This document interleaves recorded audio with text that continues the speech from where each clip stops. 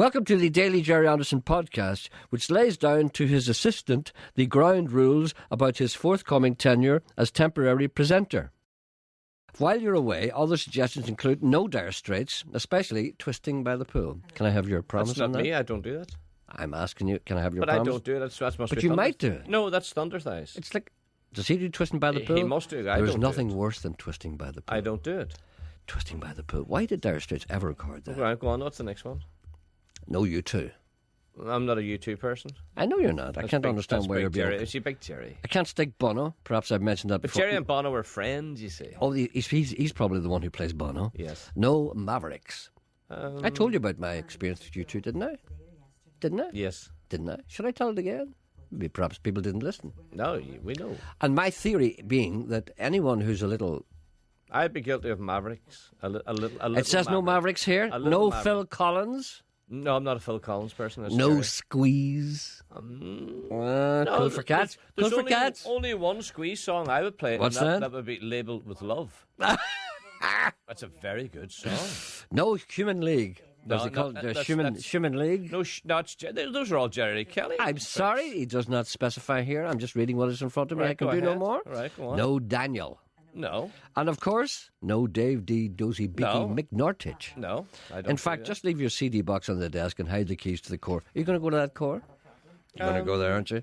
if directed by the people who listen to your program. And a very cruel jibe at what's going on in the papers at the moment. He wants you to ask Janet to explain the offside rule.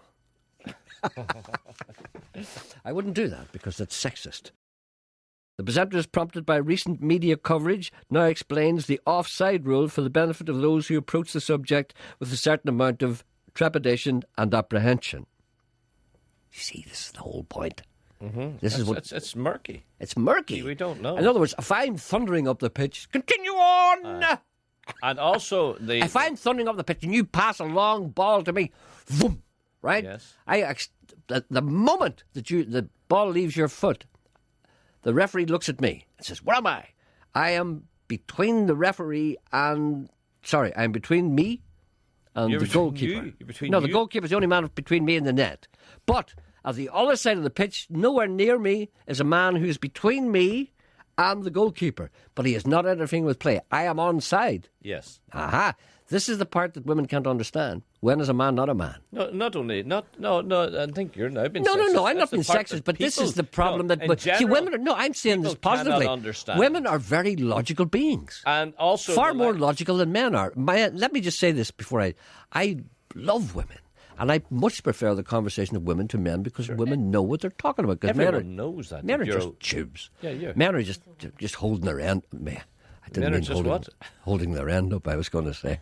I realise it's probably the wrong expression. They're just trying to make themselves look good. But women always tell you the truth. Men always say what they think you want to hear to make them look good. But women will always Give me tell an you what they example feel. of a man making another man feel good. No. But he will tell you what he feels good.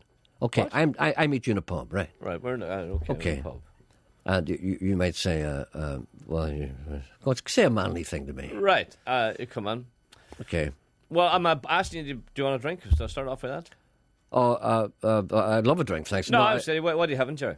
Well, I'm okay. You know, I had a lot of drink last night. You know, Where were you? I was, you know, it was a bit of a do, you know, and Take one, do you know? no, I must have drank a bottle of whiskey last night. I'm taking it easy. You know? Well, do you want a mineral? No, I've got one here. No, I'm okay. No, You I only come really in. How had- could you have one if you only come in? full as a pole last night. No, I swear. No, I'm just going to take it easy, all right? All right. But what you're doing is you're saying is you don't want to drink because you're a pussy, right? And the only reason you don't want to drink, so you really don't want to drink, you can't be bothered with one. But you have to give you I have to give you an excuse why I don't want to drink. So I tell you I was full last night, and I wasn't full at all. I went to bed at 10 o'clock. That's the things that men do. But women wouldn't do that. Women say, do you know something? I don't want to drink. I don't feel like one. See, a man would never say that. I don't feel like a drink. Dude, men say it all the time. No, they don't like saying it. Do you understand what I'm saying? No, they don't. I don't feel like a drink. No. No, when was the last time you heard a man say I don't feel like a drink in a pub? I've heard men say, If you go to a pub and say to a man, do you want a drink? And say, I don't feel like one. You're inclined to say, well, what are you doing here then? no, you do not. No, Well, you say to a man, right, if I've said to a man in the past, to say, Mickey, do you want a drink? And they say, no, leave me out here now. I can't get it down. They'd say things like that. It's no wonder Janet laughs. But you know what I mean. Janet's looking for a man like that. The presenter has discovered Louis Armstrong.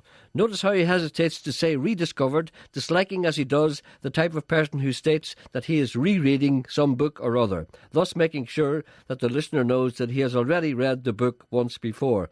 The listener doesn't care. Do you know who I listen to all the time? And you may find this odd, or maybe you don't. Walter Love's jazz programme is on every Sunday night. I love it. Yes. I love Walter. Yes. And Walter plays some great music.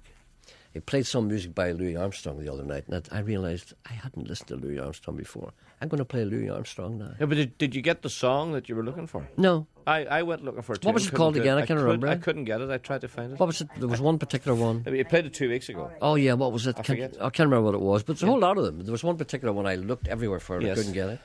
But I'm going to play this one now because I love Louis Armstrong. Do you remember High Society? Yes, I do remember. But there was something you told me, and I don't think you can... Well, did you take some skin? No, you can't. You can't say what Jazz it is. begins. You told me something about Louis Armstrong and his recipe for the perfect day. Absolutely. Absolutely. A laxative. It's a Swedish laxative. It's called, I can't remember the name of it now. And apparently, what you do is you get up in the morning, and I can remember the name of it because but there's something else too as well. Isn't it? There's two things. No, he did the two things together. Yes. What he did was Louis Armstrong. Now, what about this there are many people out there under a health regime who would probably say this is not the way to go. First thing he did in the morning, he went up and he got this little sachet out, and he swallowed it, and it was a laxative. And he said you had to wait like 1 minute, and then he just went.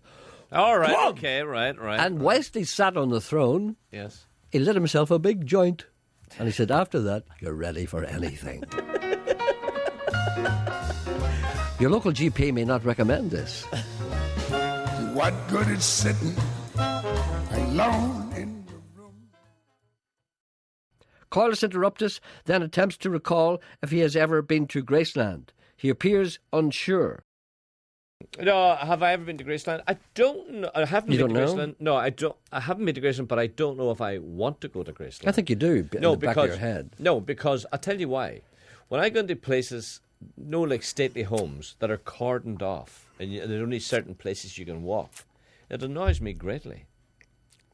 Because I want to climb over the rope and go where the places where you don't want. And apparently Elvis' house is like that. You're sort of directed through it, and there's places, obviously, that you can't get to. And that's not what I want. Don't fence me in. I want to see his kitchen. I want to see where his toilet where he died. I want to see where he put his shoes at night. Wee things like that. I just want to nosy about his house. Not many people want to know where Elvis puts his shoes at night. Well, the last time we were in London, my wife and we were down. We queued up to get into Buckingham Palace, but it was such a hot day and such a funny. Any time I go, I'm invited. You're one up. Sorry, that's good. No, that was good. That was good. That was good. I'm sorry about that. How long did you queue? We abandoned. We said no, we're not. And so I said we were standing looking at it and said this is fabulous, but it would be nice to have a wander around that. No, free and let. Your wife said that's where Jerry goes. No, and then I said let's look round the back. Around the garden, yeah. I wanted. So we went away around. The wall's back, too high. You can't see it, of course. It's all the gate. But I wanted to see it, and there's some.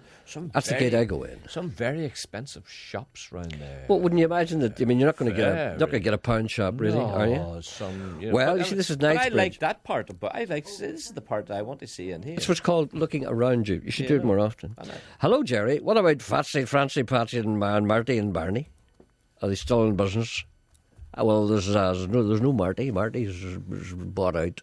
We bought Marty out. There's myself. I'm Francie. There's Patsy. There's Barney. We bought Marty out. He's getting the sub-strippers. There's cantankers. He's looking at the books, and he said to us, he says the other day, he says, I'm just wondering, boys, the wisdom of the putting them clocks back, because apparently there's a government man coming around looking at the clocks and looking to see if there's any evidence that they've been, put back there. So we said to ourselves to get rid of this boy here. There's some scruples coming up here. There's scruples appearing. I see when scruples appear in the business, the car business, you get them out the hell's gates, because you don't want no conscience or scruples or any kind of, If they want to put the clocks back, and that's it now. If there's 30,000 miles up there, it's 10. Right? You chop 20,000 off and shine her up in the front. They'll never know the difference. Change the wheels on her. Tell us this, what will the boys do when everyone's driving electric cars? What will Patsy, Barney and Fancy do then, when it's electric car? Well, we've made a step in that direction, and it's because there's just saying Patsy, just mind there, Patsy. I'm saying Patsy, we can't stand still in this world. So he says we have to get in and tune to the revolution. I'm not talking about the shinners or nothing, you know. I'm talking about the business itself, the cars. So I said to Patsy, go out and get yourself an electric kettle. That's how we'll start. That's how we started. And we're working up to a toaster. So what will we do then is we'll get the cars in. We'll get the cars. And we'll get the plugs, you know, big plugs you need for the cars. I mean, can you imagine what kind of plug you need for an Austin 1100? Do you ever see the day when you shall have your own windmill, your own wind farm? Well, I've been looking at renewable energy, and I was saying to Barney now, because Patsy was out getting the kettle. I said to Barney, give us a look at your carbon footprint. And I felt it in my arse. You know? And he says, that's all the footprint you'll get of me, boy. And that was the last time I asked him. The presenter often takes irrational dislikes to certain people. They are often successful, rich, and have their own television shows, none of which the presenter himself can claim to have accomplished at the moment. Is there perhaps a link between the accomplishments of these presenters and the shortcomings of this one? I don't like Jonathan Ross. I didn't like his chat show because I used to feel as if it was never going to end. Whenever Jonathan Ross came on, what time was he on? At 9:30? And I don't like talking about, but you have to say what you think. I used to be incredibly bored by Jonathan Ross. And the show would come on, say maybe at 9:30, you know, and you'd be sitting watching it. And then 10:30, was it? Well, all right, 10:30. Okay, it's supposed to come on at 10:30. And you'd be sitting there, you see, and then after about what seemed about an hour, you'd look at your watch and it would be 20 to 11, and you'd realise it'd only been on for 10 minutes, you know, and already you were exhausted, you know. And I can't remember. You can never remember any single one thing that Jonathan Ross ever says. That's the way I measure people. Now, same with Eamon Holmes. You can never remember any single thing that Eamon. Can you remember anything that Eamon Holmes ever said? But I don't see Eamon Holmes. I know, but is there anybody you watch that you can't remember you can't remember one single thing they've ever said? Jonathan Ross, you can't remember one single thing he's ever said. Anyway. The Lone Ranger. Hi-O Silver. Well, you asked. You're right. He did say hi-O Silver. Yeah. And I have to say on a number of occasions. Yeah. I always remember something. I said this before, but I always remember something that my brother said once. You know, sometimes you remember things for years and years. Mm-hmm. And we were watching The Lone Ranger. My brother, this is I was only about 11. You know, the Zeppelins were still floating above, and we were watching The Lone Ranger. And the Lone Ranger was riding along the prairie at full tilt, I have to say, Tonto far behind, and his hat fell off. So he stopped, leaned back for it. He put it on. My brother said, "It must be Tidy Prairie Week." I don't know why I remember that. A scurrilous accusation has reared its ugly head, an accusation so damning that the presenter reckons it must be 100% true. I'm going to put this to you, and I want a simple yes or no. Is it true that at one stage, whilst I was away doing something else and you were in this seat, is it true that you once played I Was Kaiser Bill's Batman? Come on. Don't be ashamed of it. No, yes. By Whistling Jack Smith. Coming up to the news, about a minute up. No. It's from a man...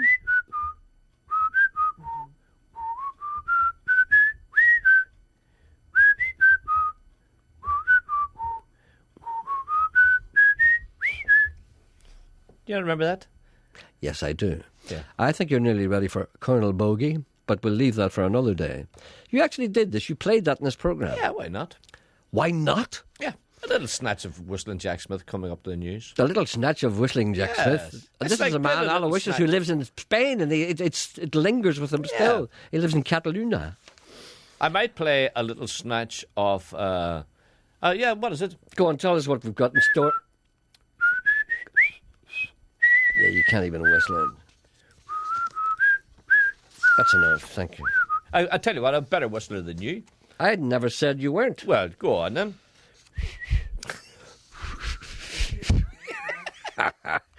It's like a man on an iron lung. Thank you for listening. Back tomorrow. Or am I? Yes, I am.